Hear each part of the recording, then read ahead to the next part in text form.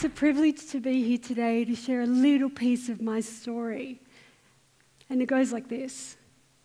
So in 1991, I was aged 24. I was working in a tax department, please don't hold that against me, with a company called BHP.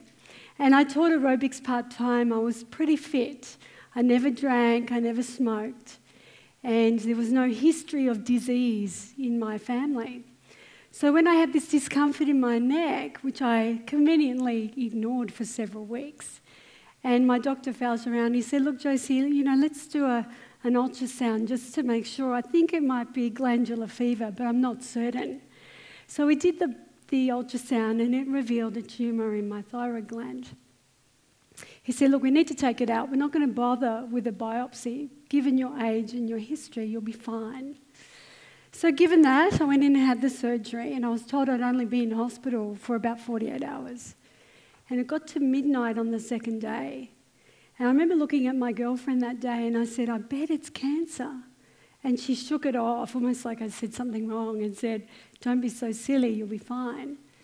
So I remember lying in my bed, and my then husband sat beside me, and the doctor came in, and you could tell he had been crying. He didn't know how to deliver me the news he was about to give me.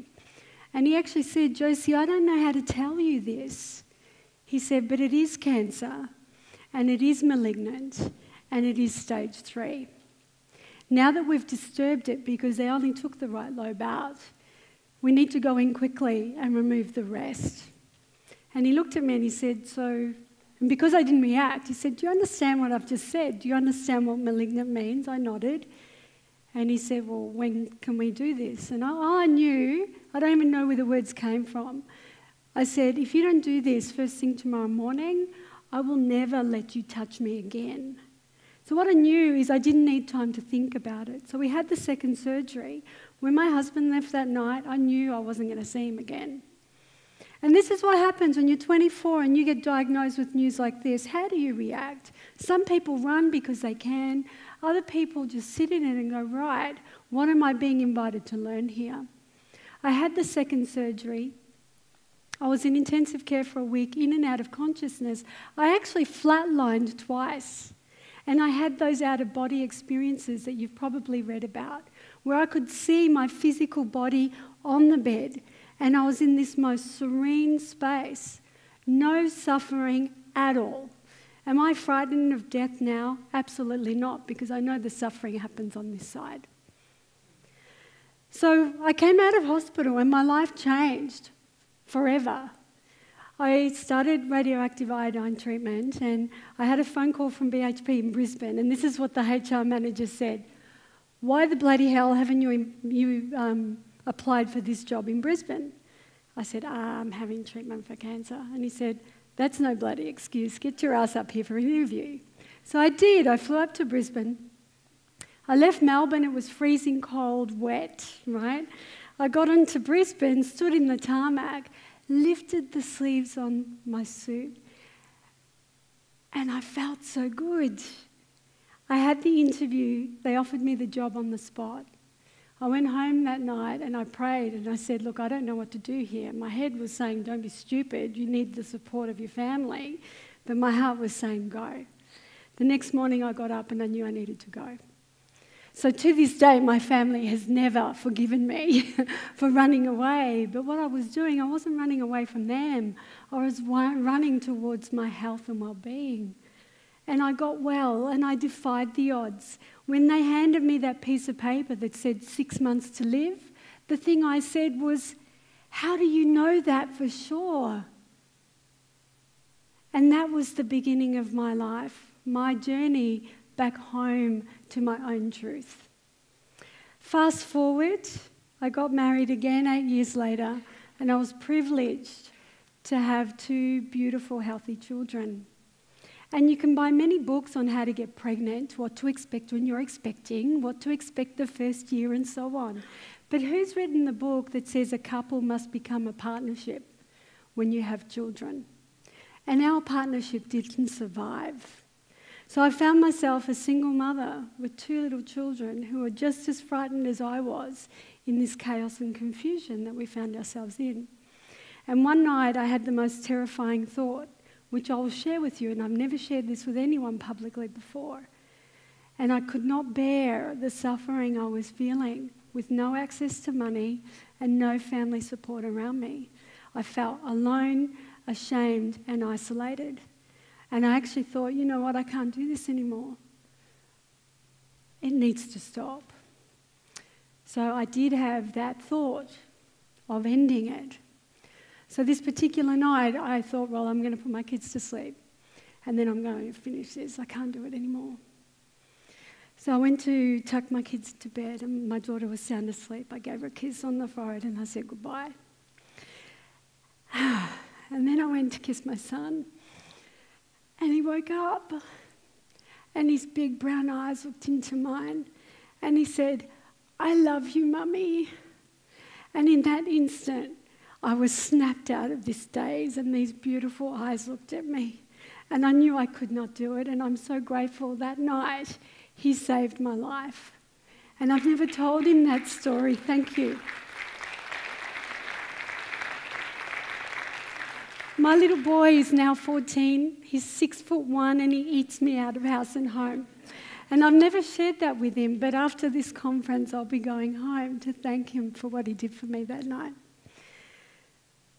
That was the beginning of my curiosity about how can a reasonably intelligent woman have a thought like that, but more importantly, the courage it took to decide to live, to decide to continue, and decide to step through that suffering into a new space. So I came across the world of neuroscience, and I've almost finished my master's in the Neuroscience of Leadership. And it's my mission to teach as many people as possible how this thing between our ears works, because I know it's saved my life, and I've seen many miracles occur. So 2 years into the studies of other people's brains, all of a sudden it was my brain on the scanner. On Christmas Eve 2009, I was diagnosed with a brain tumour. And I was like, wow, I'm about to fly to Melbourne to have Christmas with my family. And I didn't want to put them through that news through Christmas and New Year. So imagine what I was like, suppressing all of that, putting on the happy mask, pretending everything was fine, and then telling them the day before I left Melbourne to come back to Brisbane to have the surgery.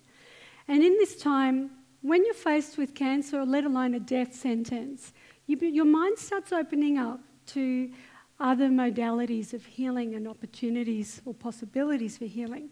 So I went and learned some different energy type healing. And the lady that taught me Reiki 2 said, look, you need to go and see this woman in Sydney. She's a spiritual healer.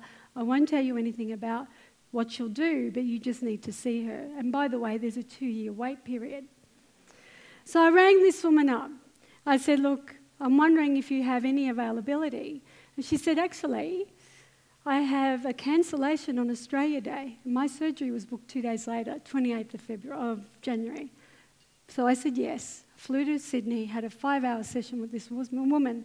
And some of the things that she channeled in was extraordinary, but I'll share this one with you. There was a voice that came through, which was the same voice that spoke to me when I was floating up looking at my body. At that time, the voice said to me, it's not your time yet. So both times when I was floating up looking at this body, I ended up back in my body. This voice came back to me when I went and saw this woman in Sydney. And the voice said to me, and she did not know me, she did not know anything of my circumstance.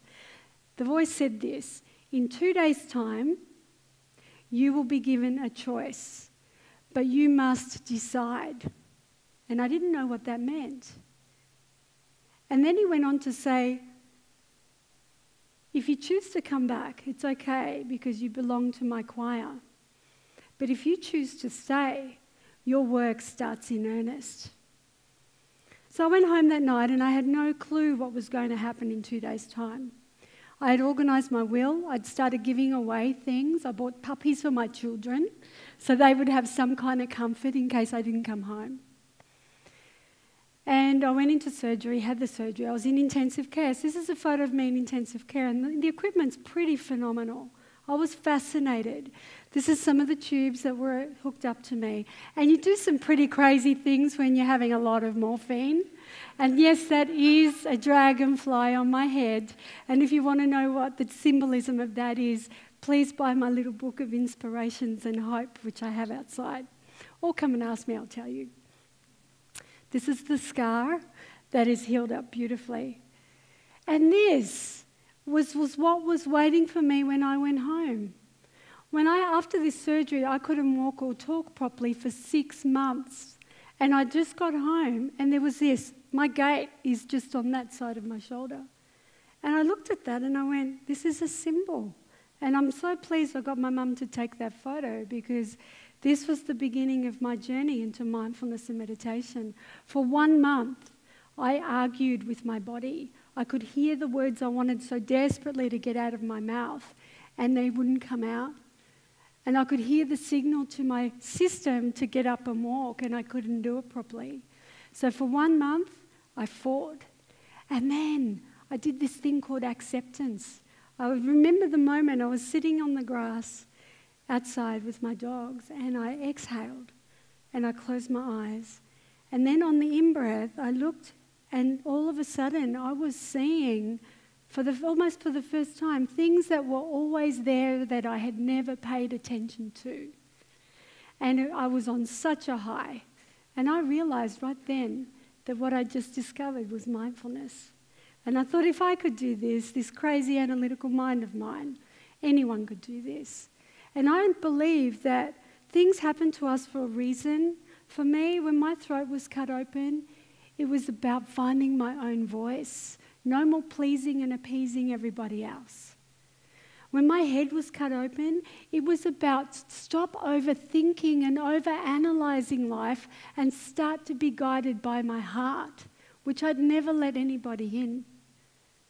And when I couldn't walk or talk properly for 6 months, that was about stopping and appreciating the gift in silence and in stillness to allow my body to heal itself. Heaps of things here I could share. I'm the ambassador for Childhood Cancer Support, a very special charity that its only purpose is to keep families together when kids get cancer. Because as we know, over 80% of families break up when kids get cancer. And there's a beautiful little boy, I'm not allowed to say he's my favourite.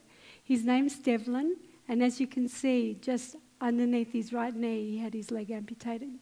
He was told that he had cancer in his foot and they would have to take it off, but they wouldn't know how much of the foot they would have to take off. So this is what happened. He had his surgery, and this is his beautiful mum and sister. And he looked down at his leg, and then he looked at his mum. He looked at his leg, and he looked at his mum. And then he said, "Mum." She said, "Yes, son." He said, "The cancer's gone." You know? And this is the work I do with Childhood Cancer Support every single Wednesday afternoon. And one of the things I've done is developed a desk calendars with some of my quotes from neuroscience and the things I've learned. Every cent goes to Childhood Cancer Support. So you can take a piece of me home with you. And I've also got a gift for all of you anyway. So if you go to josiethomson.com/MAIP, you get this stressless pack, which I developed. It's got a lot of information about the neuroscience of stress and how it affects the body, more importantly, how to deal with it. And some of my most powerful coaching tools, there is something called the Values Assessment Tool, which helps you remember who you are, what you stand for, and what's most important to you. For those people trying to figure out what they want to be when they grow up or what their passion is, there's an inventory there, there's a compassion technique, there's the attitude of gratitude, which makes you enough and your life enough, and you get that for free. You can download that. There's also work I do with the leading neuroscientists in the world on Obsessive-Compulsive Disorder, and you can read about that on my website. But here are my tips for you to take away. The first thing is, you can't change anything in your history, but you can use it as a platform for your growth, your strength, and your wisdom, okay? Smile often and fight for what you want rather than resisting the things that you don't. When you resist, you create the very conditions that attracts that thing you're trying to resist. Know your values, because that is who you are in this world, and there's only one of you, and your uniqueness is your gift to this world. Everything can either be a blessing or a curse, and you get to decide. Mind your thoughts, because they become your reality. It's what you do with your thoughts that matters. And let the people you know how much you love them every single day. And here's my last bit. Pain in life is inevitable. It's how we learn and grow. Suffering is optional. Growth is intentional. So remember, it's not what happens to you that defines you. It's how you respond that counts. Thank you.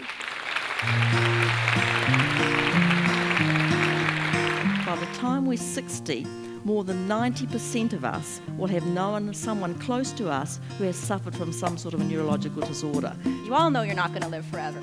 There's only one way into this life and one way out. I cannot prove to you anymore that anything is possible. Talk about the marvelous thing that we now understand about our brains. It gets so much better.